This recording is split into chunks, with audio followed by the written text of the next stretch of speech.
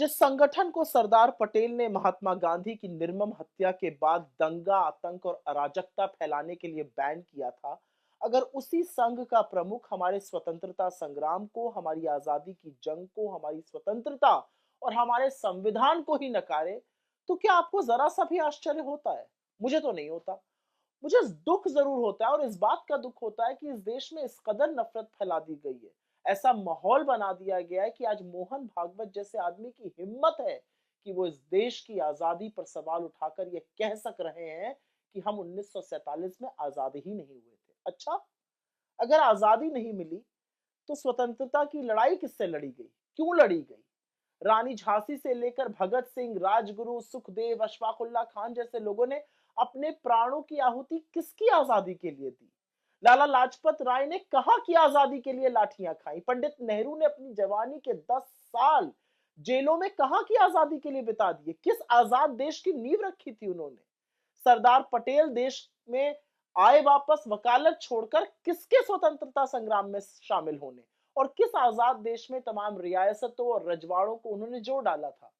बाबा साहब ने किस आजाद देश के लिए संविधान बनाकर सबको बराबरी का दर्जा दिया? और तो और महात्मा गांधी ने सत्य और अहिंसा के बल पर किसको उखाड़ फेंका था, किसको आजादी दिलाई थी? लाखों करोड़ों भारतीयों ने ब्रिटिश हुकूमत को किस देश से खदेड़ दिया था?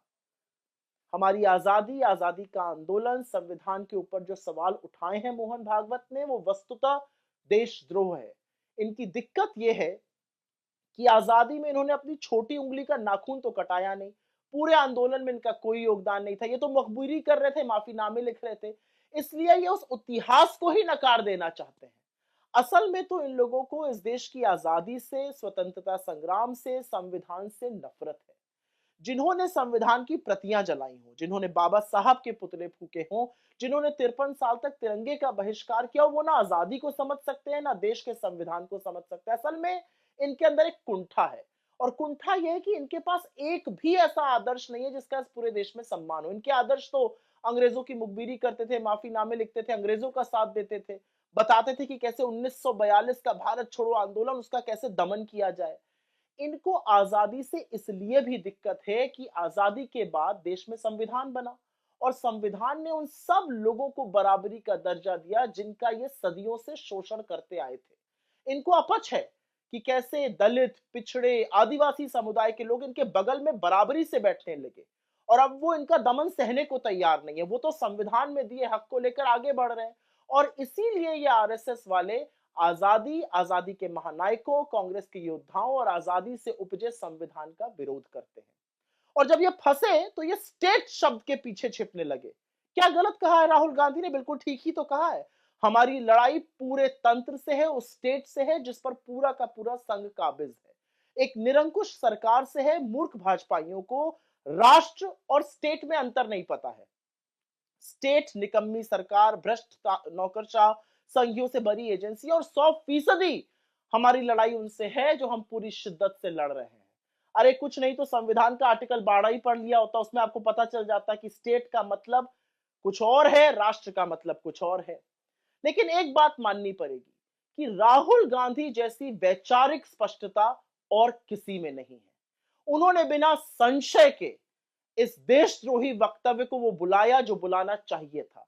असलियत तो ये है कि मोहन भागवत ने ये वक्तव्य 48 घंटे पहले दिया था। सुई टपक सन्नाटा छाया हुआ था, मीडिया भी सोया हुआ था, विपक्ष भी शांत था।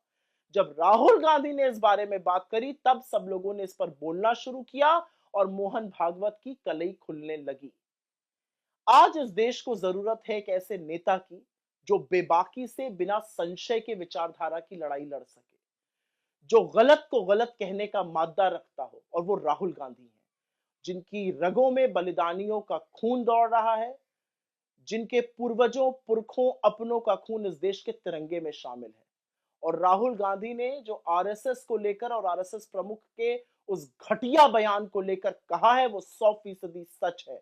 इस देश की आजादी पर सवाल उठाना देशद्रोह है, उससे इतर और कुछ नहीं। विद्या विहार आवासीय विद्यालय 29 वर्षों से आपके बच्चों को शिक्षा, खेल और सांस्कृतिक रूप से समृद्ध कर रहा है।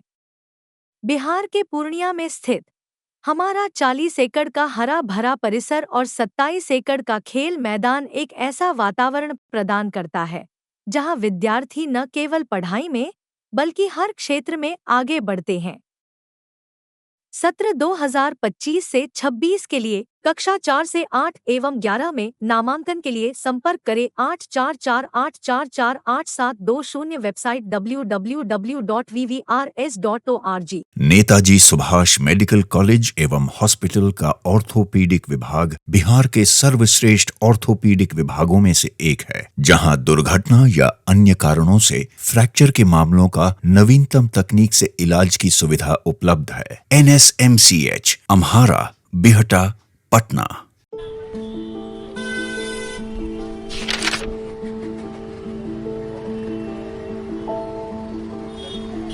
का रे, नया साल मंगलमय और सुखमय हो। का मंगलमय और का सुखमय। ये अखबार देख, रोज कत्लेआम, लूटपाट, हत्या।